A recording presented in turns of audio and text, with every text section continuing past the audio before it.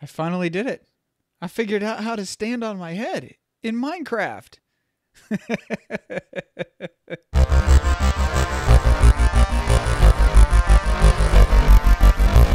Hello, everybody. As always, this is Kondrik, and we are back for another stream recap on the Regency server playing Sky Factory 3.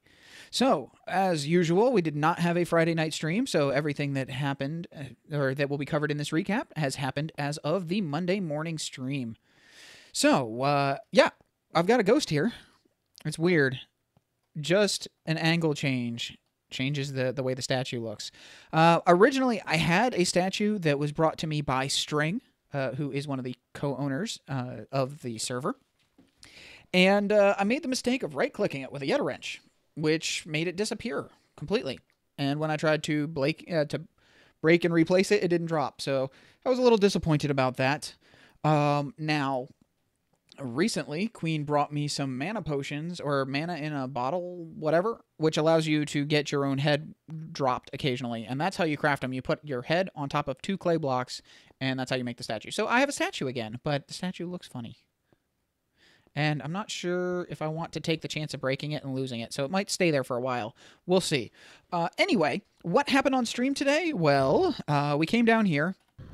Oh, yeah, I made slime boots, so I could jump off of things without taking damage. We came down here, we made my little Micro-Smeltery, which, for anybody that doesn't know, this is the absolute smallest smeltery you can make. I have not done a tutorial for it. It's fairly self-explanatory, so yeah. You put smeltery brick there. You can put it. You need 1 more sear brick somewhere else, and then you need a drain, a tank, and a controller, and that's pretty much it.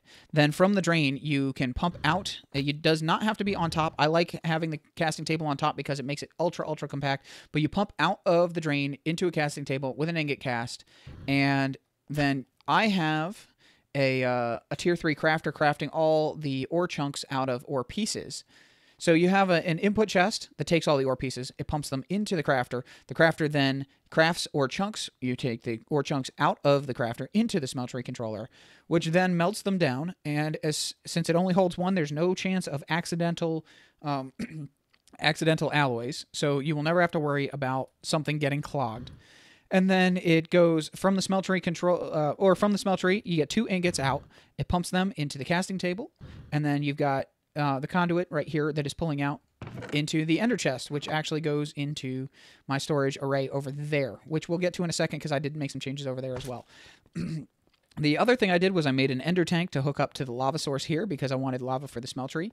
Plus, it'll be nice to have basically infinite lava available wherever. And you can see it is currently working. The generators are currently working, which is another thing I'll be covering shortly.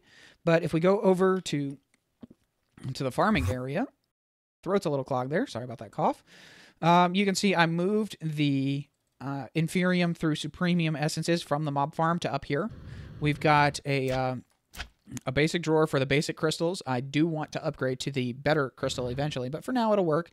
And I've got conduits going along here that are in and out on green, so it can pull each essence into the crafter, and then when the crafter makes the next tier, it pushes it back into the drawer, and then pulls it back into the crafter to make Supremium. And the reason I'm doing that is because, as I believe I explained in a previous recap, when the Supremium fills up, I want it to then fill up Superium, and then fill up Intermedium, and then Prudentium, and so on. So that way I can, when I hook this all up to one main interface, one main storage system, or not storage system, but when I hook it up to refined storage, with an external storage upgrade, I want to be able to have access to all of the types of essence without needing to manually craft them. So, or to downcraft them, uncraft them, whatever. So part of that included taking stuff away from the mob farm. I did add another crafter here, which crafts from the wood essence. It crafts oak wood, oak planks, chests, and sticks. Right now, the only thing that's being stored is the sticks in the chest because the wood essence hasn't quite caught up. But once it does, I'll have the planks and wood available easily as well. So I'm just waiting on that. And yes, onto the mob farm. Onto the mob farm. Now this recap is going to be a little shorter because it's from only one stream. But you can see I pulled the different types of essence. I also pulled the ender pearls and the redstone off of here. And I'm going to do some rearranging here. I'm thinking the flower petals are probably going to end up there as well because they are kind of a plant type. And I took the input chest for the mob farm and I turned it into an ender chest so that that way anything that doesn't have a storage location down here and gets stuck in the ender chest will automatically get pulled out into the system up there if there is a location for it to be stored up there. So that's how that's working. Moving the redstone meant that I had access to a lot more redstone, which I ended up taking up here. So we're back up here. I ended up putting a little over 3 stacks, close to 4 stacks of redstone blocks into this hopper here to smelt down into flux so that I could then do some crafting. And the thing I was crafting was Gargantuan flux storage, which is kind of like a real-life capacitor for your flex network. It stores power in a way that can share that power out to the rest of your network. So that's why the power system right now is kind of playing catch up. And that's why you can see cobble in those crucibles instead of an overflow of lava.